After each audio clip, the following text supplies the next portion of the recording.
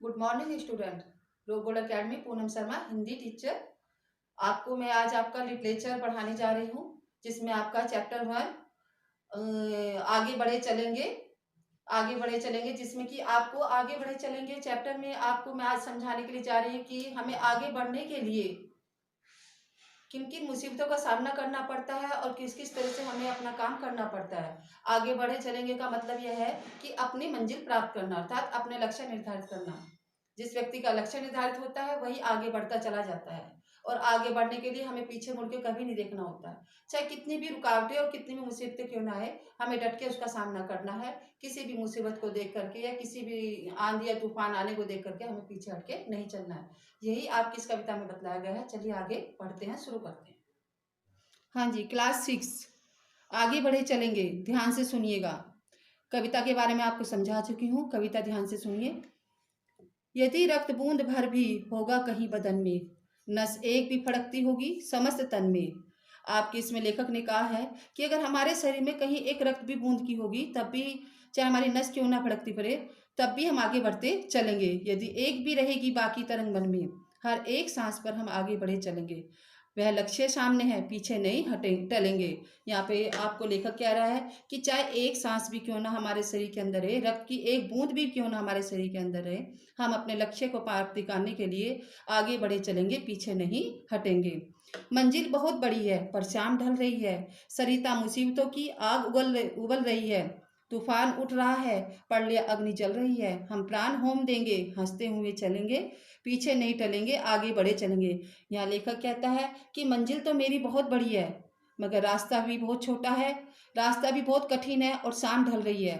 मुझे अनेक मुसीबतों का सामना करके, चाहे वो नदी हो चाहे तूफान हो, सबका सामना करके अपने प्राणों को चाहे होम यज्ञ में क्यों ना जलाना पड़े, मगर मैं पीछे नहीं हटूंगा, आगे बढ़ता जाऊंगा।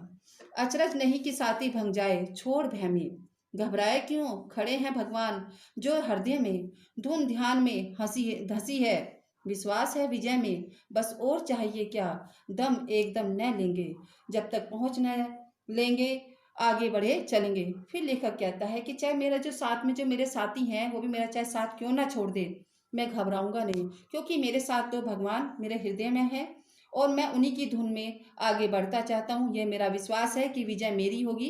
बस और क्या चाहिए, एक दमखम चाहिए जिससे कि हम आगे पहुंच सके और हम आगे बढ़े चलेंगे, पीछे नहीं हटेंगे। आपकी इस कविता के जो लेखक हैं श्री राम नरेश त्रिपाठी हैं। मैंने आपकी इस कविता के साथ साथ आपको अपना जो कार्य है, ये आपको कविता जो है आपको अपनी नोटबुक में लिखना है, और अपनी कविता नोटबुक में लिखने के लिए आपको अपनी विषय सूची भी बनानी होगी। विषय सूची जब बनाएंगे कि आपको कौन सा चैप्टर आपने पहले स्टार्ट किया है, फिर बाद में आपने चैप्टर के बाद कविता, कवि परिचय, सब कुछ मैंने आपका दिया हुआ है। आपका नेट पे मैंने डाला हुआ है, आपके पास पहुंच जाएगा। क्लास 6 क्लास के बच्चे ध्यान से सुनना। आपकी कविता भी है। कविता के बाद आपका मैंने तैयार किया है जीवन परिचय, कवि परिचय, जिसमें कि राम नरेश त्रिपाठी का कवि परिचय भी है, जिसमें कि इसमें जो बताया गया है, राम नरेश त्रिपाठी 4 मार्च 1879, 16 जनवरी 1962, उनका जन्म और मृत्यु दोनों आ गया। हिंदी भाषा के प्रसिद्ध लेखक थे।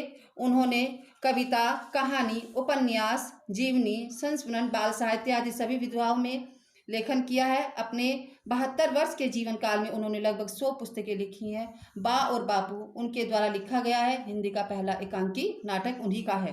आपके शब्दार्थ मैं लिख चुकी हूँ, आपके शब्दार्थ लिखने हैं, कठिन शब्द मैं आपके लिख चुकी हूँ। फिर आपका आता है कि मैंने आपको दी है रचनात्मक गतिविधि, जो कि आपकी एक एक्टिविटी है, इसको भी आपको करना है। किस तरह से करना है ये एक बार ध्यान से सुनिए और समझ लीजिए। यह कविता एक प्राण है, अर्थात गीत है। प्राण गीत का अर्थ होता है सैनिक अभियान के समय गाए जाने वाले गीत, अर्थात जब हमारे सैनिक युद्ध के लिए जाते हैं उस टाइम, जब उस वक्त ये गीत गाए जाते हैं।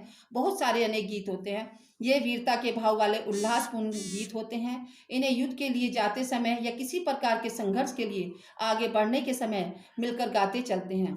इस प्रकार के आप अपनी पसंद का कोई भी एक प्राण गीत खोजकर या स्वयं बनाकर लिख सकते हैं। ये आपकी एक्टिविटी है, ये आपको अपनी नोटबुक में कंप्लीट करनी है।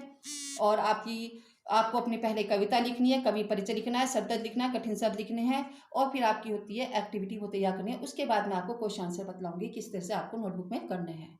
धन्यवाद। स्वस्थ रहें, स्वच्छ रहें, स्वच्छ रखें अपने हाथों को, घर में रहें।